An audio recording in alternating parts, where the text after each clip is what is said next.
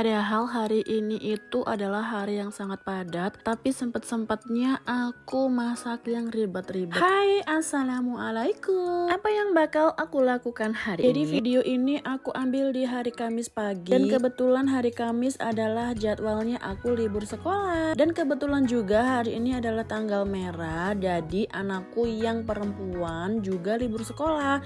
Dan dia liburnya juga nerus sampai hari Minggu, jadi anak-anakku liburnya dua-duanya 4 hari. Oke, hari ini aku sama suamiku ada jadwal kita mau keluar, mau ngurusin sesuatu, dan itu kita masih mampir-mampir, tetapi aku masih sempet-sempetnya mau bikin pepes pindang. Entah kenapa tadi ketika aku ke tukang sayur itu yang ada di benakku adalah pepes pindang ketika aku melihat daun pisang. Dan aku juga sebenarnya udah lama banget nggak masak ini. Masak pepes pindang ini aku masaknya versi di kampung halamanku. Karena aku pernah beli pepes pindang di sini, itu pepesnya itu dia tuh ada manis-manisnya, dan aku nggak suka kalau masakan itu rasanya manis-manis gitu. Sebenarnya tergantung masakannya juga sih. Oke, kita tinggalkan cerita tentang pepes pindang yang rasanya beda. Sekarang aku mau persiapkan dulu untuk bahan sayurnya. Jadi rencananya aku mau masak sayur asem. Kemarin aku punya sisa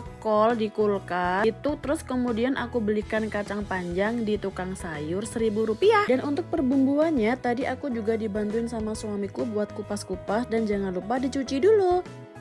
Jadi ini yang pertama adalah bumbu dari sayur asemnya, terus kemudian ini adalah bumbu dari pepes pindangnya. Oke, yang pertama aku mau blender untuk bumbu sayur asemnya. Sebenarnya untuk perbumbuan memasak sayur itu lebih enak diulek gitu pakai cobek, tapi aku males ribet, jadi lebih cepat kalau di blender. Habis itu langsung cemplungin aja ke dalam air yang udah disiapkan. Masukkan asam jawa, daun salam, dan juga lengkuas. Jangan lupa juga untuk yang pertama kali dimasukkan adalah kacang panjangnya. Sambil menunggu sayur asemnya itu mendidih, maka aku lagi blender untuk bumbu pepes pindangnya. Udah beres di blender, langsung aja masukin ke dalam teflon, karena nanti bumbunya ini mau dimasak dulu tapi nggak pakai minyak.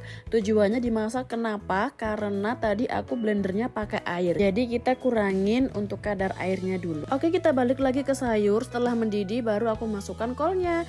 Jangan lupa juga dikasih garam, gula, dan sejenisnya. Jangan lupa terus diaduk-aduk dan juga dirasain rasanya udah pas apa belum. Setelah matang langsung aja kita masukkan sayurnya ke dalam mangkuk yang biasa aku pakai untuk menyajikan sayur, dan langsung aja kita sajikan di meja makan. Oke, lanjut ke masakan yang selanjutnya, yaitu pepes pindang. Jadi ini aku bumbunya mau aku goreng dulu tapi nggak pakai minyak. Jangan lupa pakai seasoning dan tunggu airnya sampai menyusut. Ini aku tambahin cabai rawit yang udah diulek kemarin, karena aku ada punya sisa cabai rawit yang udah diulek di dalam kulkas. Sedikit aja karena nanti buat anakku makan juga.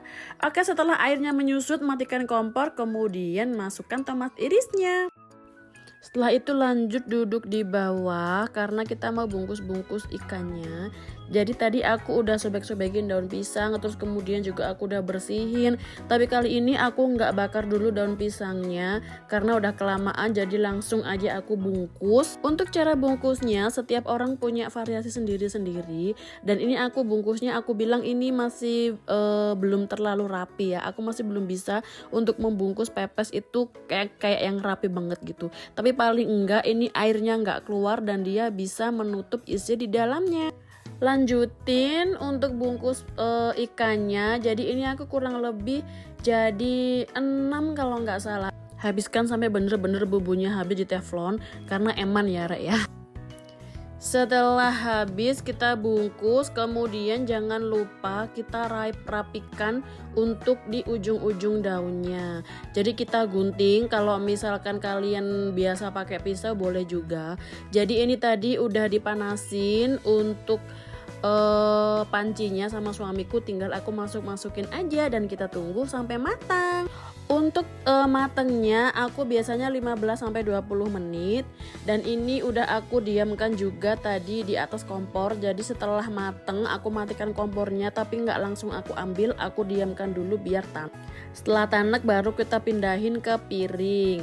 Jadi ini biasanya juga kalau mau makan aku bakar dulu gitu biar kayak ada aroma smoky-smokinya. Tapi karena ini aku udah terburu-buru jadinya aku nggak bakar, langsung aja kita siapkan di atas meja makan.